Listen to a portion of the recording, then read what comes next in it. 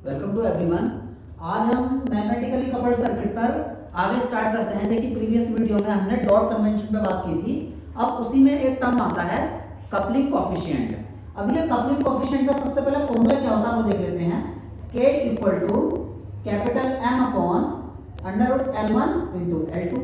Okay, ये हमारा coupling coefficient का फॉर्मूला हो जाता है। इक्वेशन नंबर 1 मान लेते हैं इसे। अब देखिए सबसे पहली बात यह है कि कपलिंग कोफिशिएंट शो क्या करता है।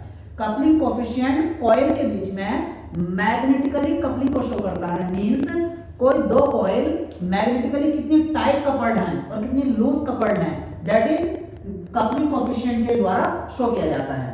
अब बात क्या आती है, इस पर क्वेश्चन कैसे फ्रेम होते हैं, क्योंकि इस सेशन का मतलब क्या है हमारा कि एसएससी जेईई के अंदर जो ज्यादा टफ टॉपिक होते हैं कंपैरेटिवली अदर, और उस पर जो ज्यादातर क्वेश्चंस पूछे जा रहे हैं आजकल, उसी को लेकर मैं यहाँ चल रहा हूँ। तो यहाँ देखिए क्वेश्चंस क्या क्या बनते हैं।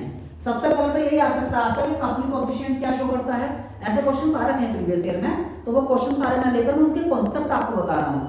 पहला क्वेश्चन ये आता है कि कपलिंग कोफिशिएंट क्या शो करता है, तो ये मैग्नेटिकली कपल्ड कॉइल के बीच में टाइटनेस को शो करता है। ओके, अब अगर मान लीजिए K टेंड्स टू 0 है तो इसे हम कहेंगे कि जो हमारी कॉइल है वो लूजली कपल्ड है। अगर मान लीजिए यहाँ पर K इक्वल टू परफेक्टली 0 हो जाए तो ये मैग्नेटिकली आइसोलेटेड कॉइल कहेंगे इसे। ओके, इसी में अगर मान लीजिए K की मैक्सिमम वैल्यू कितनी हो सकती है, K की मैक्सिमम वैल्यू 1 हो सकती है, और जब K की मैक्सिमम वैल्यू 1 होगी तो इसे कहते हैं परफेक्टली कपल्ड कॉइल। ओके, तो ऐसे क्वेश्चंस आपने पूछ रखे हैं कि K की मिनिमम वैल्यू कितनी पॉसिबल है, तो 0, और मैक्सिमम वैल्यू कितनी पॉसिबल है 1। तो मैं कह सकता हूं कि K की जो वैल्यू होती है वो 0 और 1 के बीच में लाई करती है। अब एक बात देखिए क्या क्वेश्चन आया था, ये क्वेश्चन आया था कि आपको 4 ऑप्शन गिवन थे, A B C और D यहां ले लेते हैं।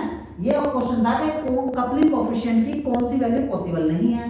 तो पहला ऑप्शन था 0.5, दूसरा 0.75 और एक था 1 और एक था 2.1। तो आपको बता दो K की वैल्यू कभी भी 1 से ज्यादा नहीं हो सकती, तो हमारा ये क्वेश्चन हो जाएगा, आंसर हो जाएगा।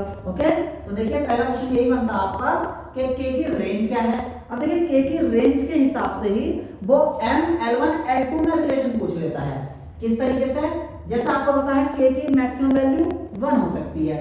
मींस यहां अगर मान लीजिए K less than equal to 1 है और ये मैं वैल्यू K की जगह यहां से उठाकर यहां रख देता हूं, तो M upon under root L1 L2 less than equal to 1, तो ये रिलेशन क्या बन जाएगा M less than equal to root L1 L2, ये रिलेशन बन जाता है। अब वो ऐसे ही प्रीवियस ईयर के क्वेश्चंस में आपको कंफ्यूज करता है कि M equal to L1 plus L2 upon 2, M equal to L1 minus L2 something something, लेकिन आपको जो करेक्ट ऑप्शन है उसे ध्यान में रखना है।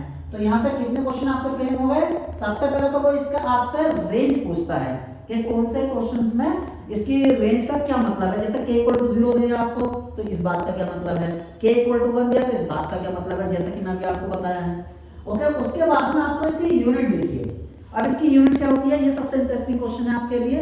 जो यूनिट होती है K की, वो यूनिट क्या होती है, तो देखिए ये यूनिट लेस होते हैं। ओके, जो कपलिंग कोफिशिएंट है वो यूनिट लेस होता है। कैसे, देखो मैंने आपको कल भी बताया था, मींस प्रीवियस लेक्चर में जो डॉट कन्वेंशन वाला लेक्चर था, कि M और L1 इनकी यूनिट सेम होती है।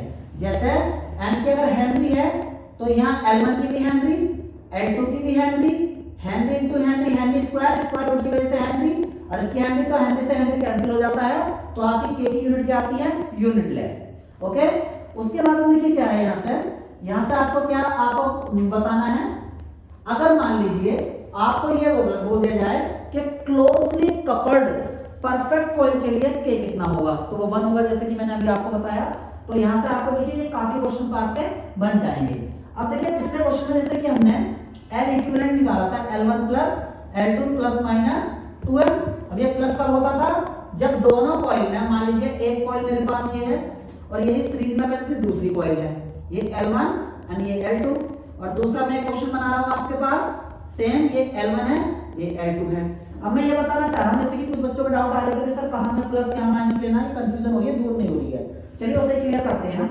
अगर मान लीजिए यहाँ से करंट एंटर करा दूं मैं दोनों साइड, अगर दोनों कॉइल के, ये कॉइल ये और दूसरी ये, अगर दोनों के डॉटेड में करंट एंटर करें, देखो यहाँ डॉट लगा दिया मैंने और यहाँ इसके यहाँ डॉट लगा दिया, तो दोनों कॉइल के डॉटेड टर्मिनल में करंट एंटर कर रही है। देखिए यहाँ आई डॉटेड में एंटर हुई, पहली कॉइल के लिए बात हो गई, और दूसरी कॉइल के डॉटेड में एंटर हो रही है क्योंकि करंट तो सेम ही जाएगी ना आगे भी, तो इसके भी डॉटेड में, इसके भी डॉटेड में। अब यहाँ देखिए अगर मैंने डॉट यहाँ लगा दिया, यहाँ डॉट लगा दिया, तो इसके अनडॉटेड में एंटर हो रही है, इसके भी अनडॉटेड में एंटर हो रही है, तो इसे कहते हैं एडिटिव कपलिंग।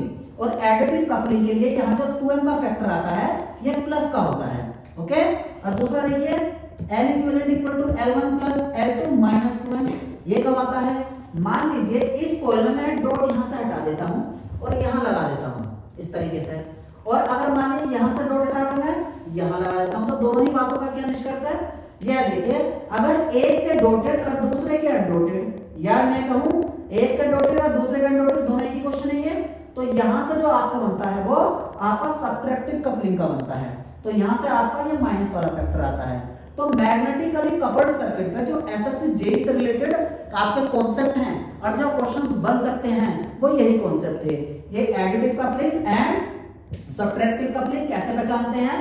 हालांकि क्लास में इसे हम अच्छे से डील करते हैं कि जब हम इसका पूरा सा हम म्यूचुअल इंडक्शन की वजह से ईएमएफ इंड्यूस कराते हैं, फिर केवीएल केसीएल लगाकर यहाँ पर हमें L इक्विवेलेंट जो निकालते हैं वो इतना निकलता है। लेकिन यहाँ मेरा मकसद इस वीडियो को बनाने का यही है कि किसी पर्टिकुलर टॉपिक के अंदर एसएससी में क्या इंपॉर्टेंस है और कितने क्वेश्चन फ्रीक्वेंटली पूछे जाते हैं। तो इन वीडियो के माध्यम से मैं आप लोगों को जो भी ज्यादा क्वेश्चन पूछे जाते हैं कंपैरेटिवली वो अदर टॉपिक ज्यादा टफ लगते हैं, स्टूडेंट उसे सोल्व नहीं कर पाते हैं, तो उन्हीं टॉपिक को लेकर मैं यहाँ चल रहा हूँ और ये सीरीज मुझे लगता है कि आपके लिए काफी कारगर साबित होगी। तो इसे आराम से इसे शेयर कीजिए, लाइक कीजिए, और कोई भी डाउट हो तो आप हमें कमेंट सेक्शन में पूछ सकते हैं, नेक्स्ट वीडियो में हम उसे रिजोल्व करेंगे। Thank you guys.